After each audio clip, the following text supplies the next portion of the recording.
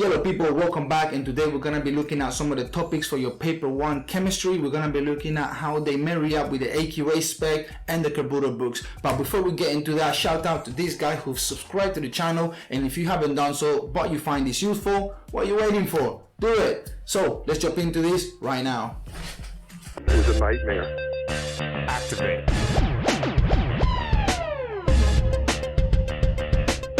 Okay, so matter can be found in different states. The main states are solid, liquid, and gases. In solids, they have a fixed shape, they have a fixed volume but cannot be compressed. In liquids, there's no fixed shape. However, there is a fixed volume, but they can flow and they cannot be compressed. And in gases, there is no fixed shape, no fixed volume, and they can very easily be compressed, unlike solids and liquids. Now, what we have here is that it shows here the flame. As the flame transfers energy from it to the first atom, those atoms will start vibrating and then transferring the energy to the adjacent atoms, and eventually that energy is going to be transferred from one side to the other, allowing all of the molecules to vibrate and therefore break bonds and turn into liquids.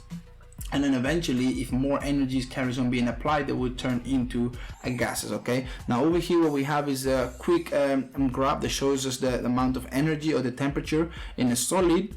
Then we go to a liquid, and over here. Okay, so what we got here is basically that we have a solid and there's a certain amount of energy. Now at the moment the solid is melting, and that's why during this time it's not gonna actually turn into a liquid straight away, and then after a few minutes of receiving that energy, the bonds will be able to break, all separate, and then turn into a liquid, and eventually that will also turn into a gas if more energy carries on being applied. Okay, in a solid, the particles vibrate on the spot, but they do not have enough energy to break out of their shape, as the forces attracting the molecules together is very strong. In a liquid, the particles vibrate much more vigorously and are able to break from each other, allowing them to slide past each other, hence why liquids can change their shape. And in gases, the particles have enough energy to actually break away from the group and move away from each other until they collide and change direction. Okay, now the reason I'm focusing on this is because a lot of the time you might get a 6-mark question where you need to explain the changes in the states of matter in a solid, how it turns from a solid to a liquid to a gas. You gotta be talking in terms of the shape, in terms of the energy. So eventually you gotta end up with a 6-mark question. Okay, so it's very important that you present this in such a way. Okay, now moving on from there, it says the student should be able to predict the states of substances at different temperatures given the appropriate data. Explain the difference in temperatures at which changes the states occur in terms of energy transfer and types of bonding. Recognize that the atoms themselves do not have bulk properties of materials, and for higher only, you need to explain the limitations of the particle theory in relationship to the changes of state. Particles represented by solid inelastic spheres which have no forces between them. Okay, now this is important because just like you're going to see later on in the ionic bonding, there is certain limitations to the diagrams that we have, because atoms don't actually behave like that. It's just a representation of how it would be. Okay, just to visualize how it happens. And when it comes to the predicting the states and explaining the difference in temperatures, recognizing how the atoms change, this is all what we talked in the previous question about how does the materials change, matter changes from solid, liquid to gases in terms of volume, in terms of structure, in terms of energy as well. Okay, so now we're going to ionic bonding. The first thing you want to know is that ionic bonds happens between metals and non-metals, and the whole process of an ionic bonding can be described with this diagram that I've got here. Okay, this table.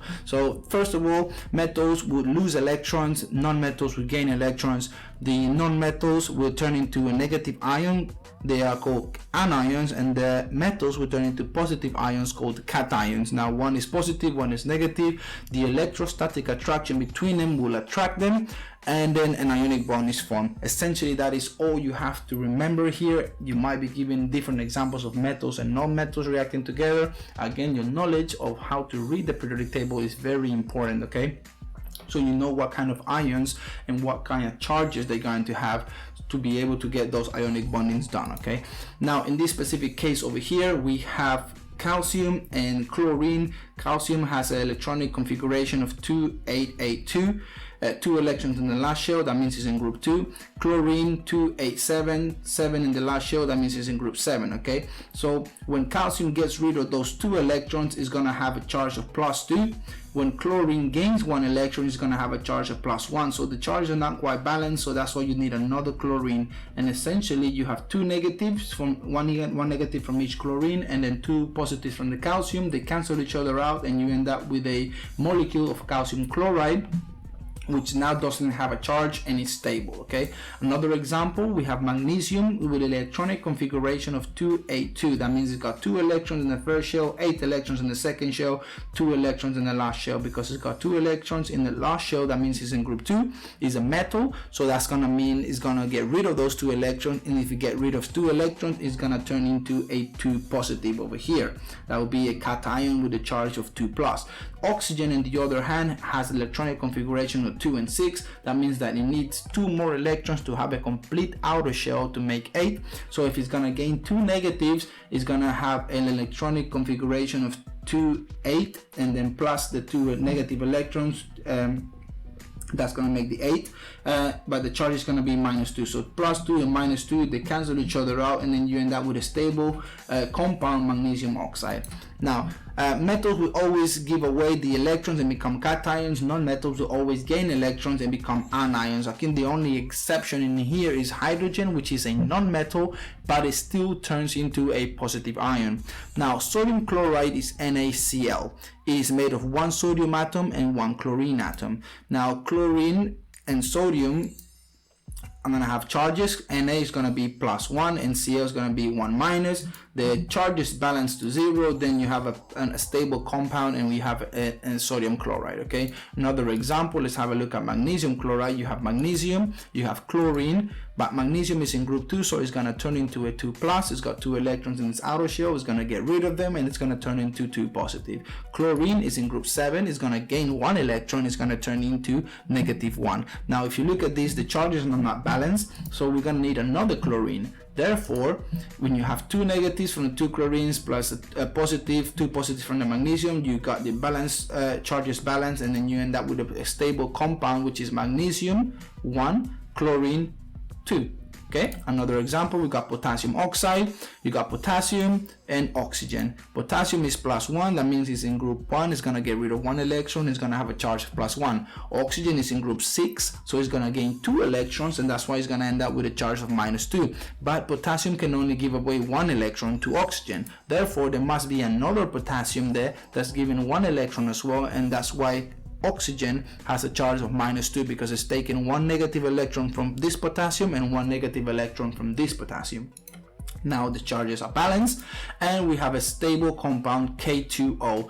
1 oxygen and 2 potassiums. Okay, and that's how we look at those little numbers, and that's why I said that when you're looking at balancing equations, you will never add little numbers to the right of the atoms, because that is just how the compounds or the elements are. You only add big numbers to the number of these whole molecules that you're going to add into your balancing. Okay, now in an ionic compound, is held together by the electrostatic attraction between the negative ions and the positive ions. Individual molecules of ionic compounds can also be attracted to the positive or negative sides of an adjacent molecule. So in this case, we have the ionic molecule of sodium chloride, in other words table salt, where you have this positive sodium and chlorine are attracted to, this one will be attracted to those 3, and those 3 will be attracted to that negative, and the same with the positive. That positive will be attracted to those 4 negatives around it, and that negative is going to be attracted to those 4 positives around it as well, and therefore they all attract each other. This is what we call a giant lattice, giant ionic lattice, and this is what we're talking about. That electron, that negative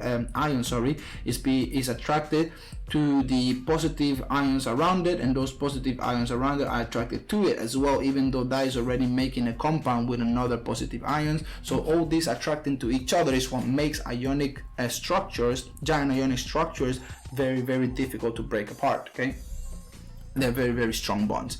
Now, some of the limitations of this diagram is show that the atoms and bonds are not actually balls and sticks, and they do not represent actual shapes of the compounds. Okay, these are the limitations on them. This is just diagrams that help you understand or visualize what is actually happening, but the limitations are that we don't really know how those atoms actually look and how they behave. It's just a theory of it. Okay, you can't say for any certainty that those are the compounds don't have a two-dimensional shape. They are three-dimensional shapes. And okay, so now we're talking about the conductivity of electricity. Solid ionic compounds cannot conduct electricity because the ions are stuck in a specific location. They can only vibrate on the spot, but they can't move. Therefore, they can't transfer charge from one part to the other. However, as a liquid, when they are molten, they can conduct electricity, but it takes too much energy to melt them. Okay, so the best way to do it is them as a liquid, but when they are dissolved in water, okay, they can conduct electricity, and you don't need the massive amounts of energy that you need when they are in a liquid, because when the ions are in the water, they will dissolve because of the water being a semipolar molecule. Okay, then this takes us to this. Students should be able to deduce the that a compound is ionic from a diagram of its structure if one of the specific forms. Okay, so regardless of how that diagram is shown to you, you got to remember that ionic compounds are made with an ion, which is a metal, and an ion, which is a non-metal as well. Okay, describe the limitations of using the dot and cross diagram, ball and stick. We spoke about that. The 2- and 3-dimensional diagrams to represent ionic structures. Work out the empirical formula of an ionic compound from given models and or diagram that shows the ions in the structure. Okay, we show you a couple of examples of that as well. And the students should be familiar with the structure of sodium chloride, but do not need to know the structure of other ionic compounds. So if anything, sodium chloride will be the main example that you're going to get in the exam questions. Okay, so you need to familiarize yourself with that example specifically. Right, then we got covalent bonding. Reactions between metals and non-metals result in ionic compounds. However, this is not the only type of bonding. When non-metals react with non-metals, you get covalent bonds.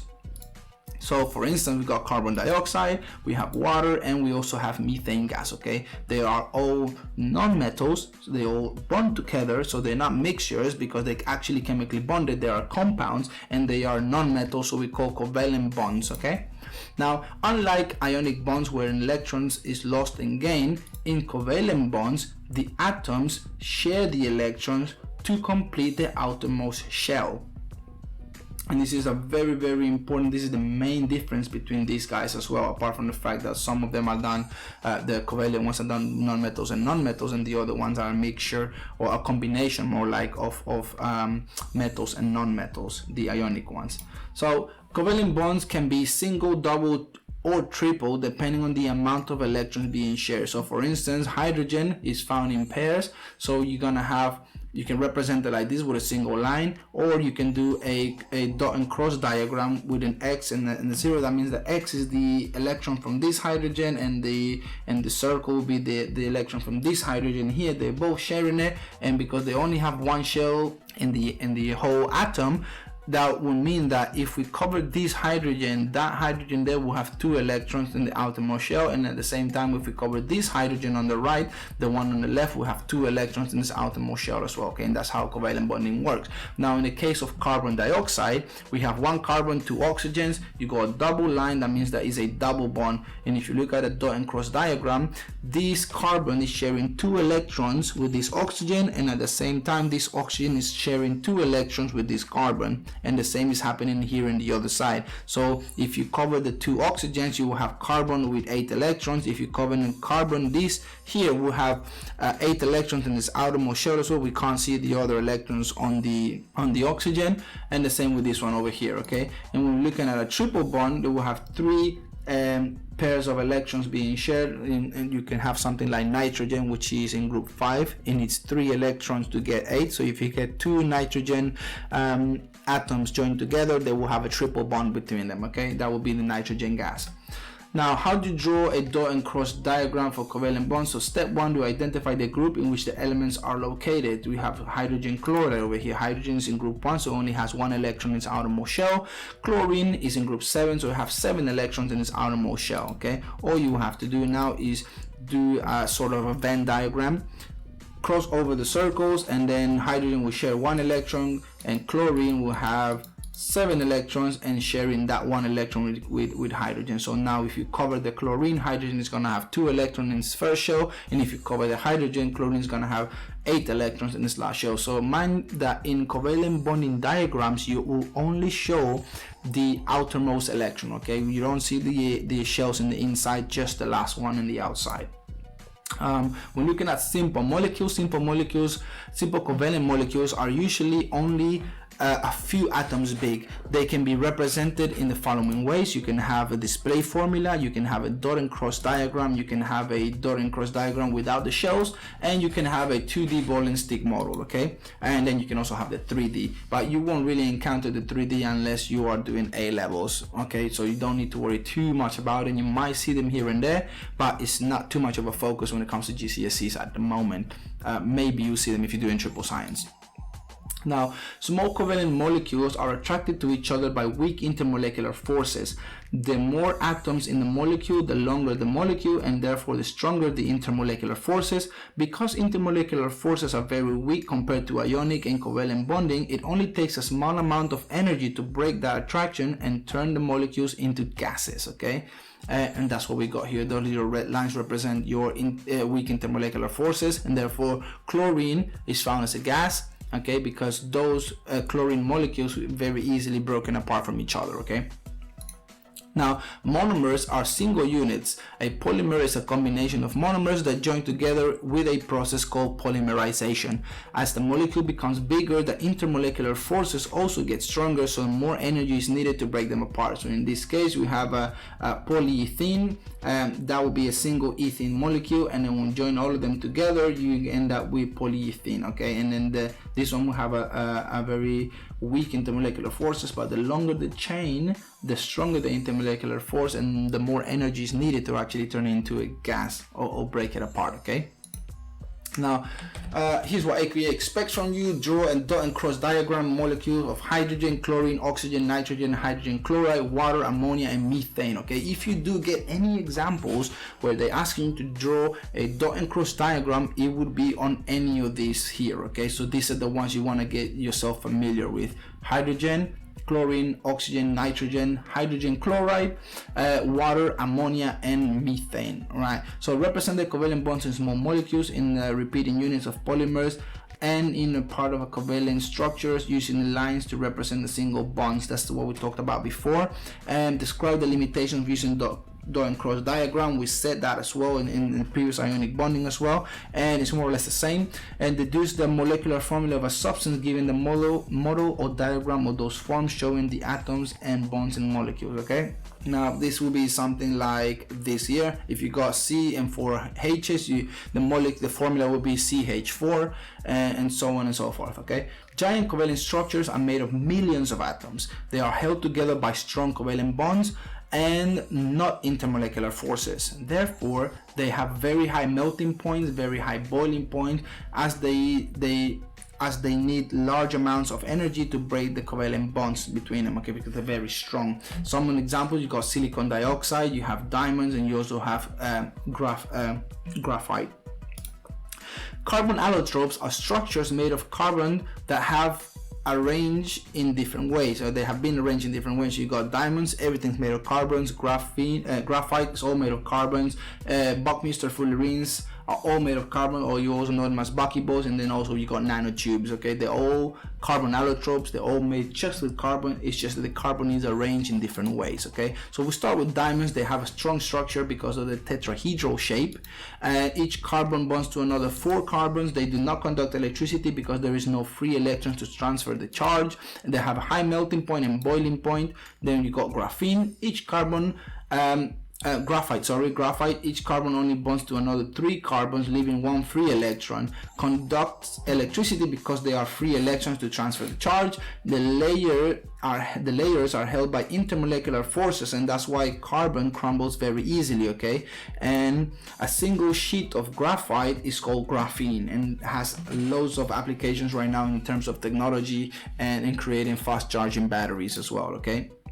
Now, buckyballs, Buckminster fullerenes, a buckyball is made of carbon on a spherical structure. They also conduct electricity. They are used in medicine as drug delivering systems, and some types of buckyballs can be as hard as diamonds, okay? They can conduct electricity because they have free electrons to transfer the charge. Then you have nanotubes. They can conduct electricity because they have free electrons to transfer the charge. They also conduct electricity. They are very strong and with a high melting and boiling point as well, and they are the strongest fibers known yet, okay? So students should be able to recognize graphene fullerenes from the diagram and description of their bonding and structure, give examples of uses of fullerenes including carbon nanotubes, and the students should know that graphite is similar to metals in that it has big localized electrons, and students should be able to explain the properties of diamonds in terms of the structure and bonding, okay? So we know that diamonds are fully made with covalent bonds. Covalent bonds are very strong, and therefore you need massive amounts of energy in order to break them. Therefore you're going to need massive amounts to melt a diamond, and also to actually turn a diamond into gases, okay? And also because of the structure and how they are formed, you know, the covalent bonds. So that's something that you need to explain. Normally it will come as a 2 or 3 mark question, very rarely a 4 or 5, but you need to know all of that as well. So moving on from there, we've got metallic bonding. The electrons in outer shells of a metal atoms are delocalized and are and so are free to move throughout the whole structure. The sharing of delocalized electrons gives rise to strong metallic bonds, and metals consist of giant structures of atoms arranged in regular patterns.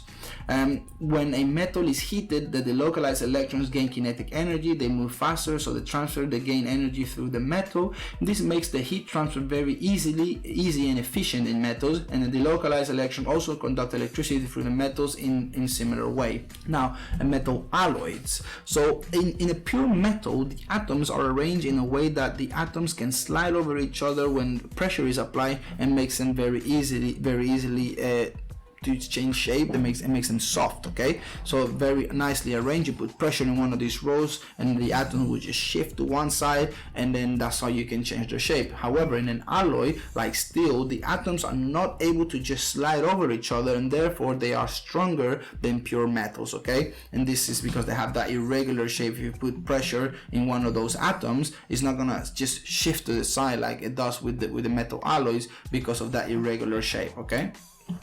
Now, students should be able to explain why alloys are harder than pure metals in terms of distortion of the layers of the atoms in a structure in a pure metal, okay? Just what we just explained right now. That's what you need to know about alloys, okay?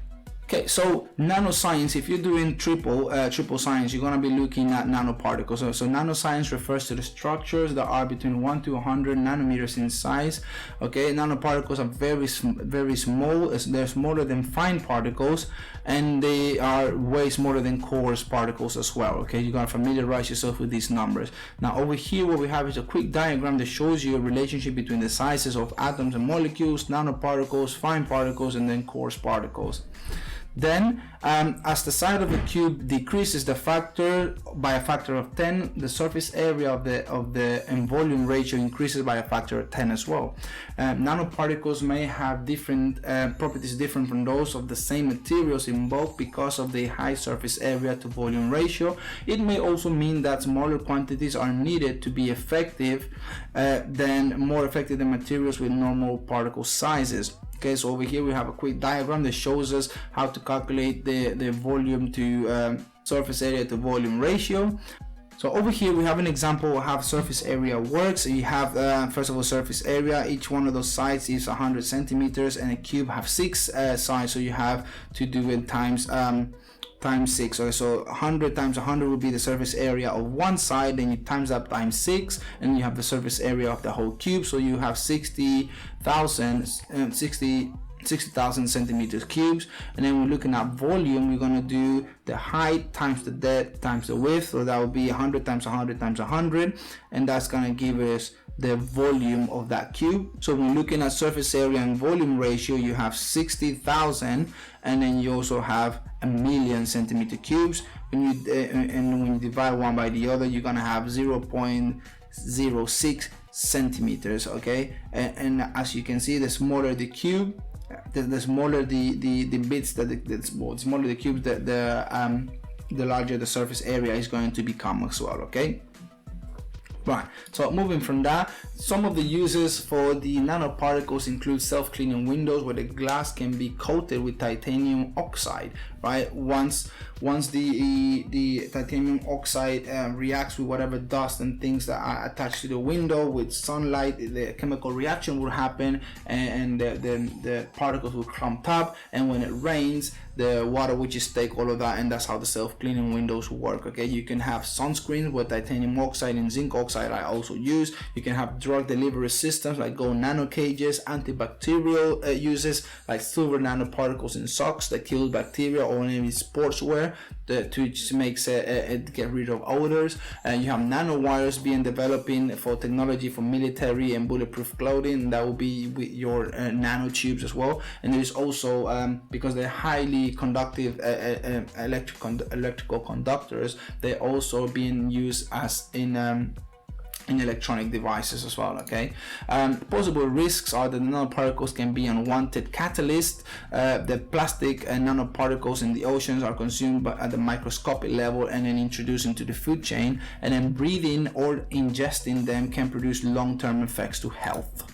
Now, students should be able to give appropriate information, evaluate the uses of nanoparticles for specific purposes, and explain that there are possible risks associated with nanoparticles as well. Okay, so watch out for the C4. I'm going to be putting that video soon. If you like the videos, also please like and subscribe and share it with your friends. And remember, knowledge is power. See you next time.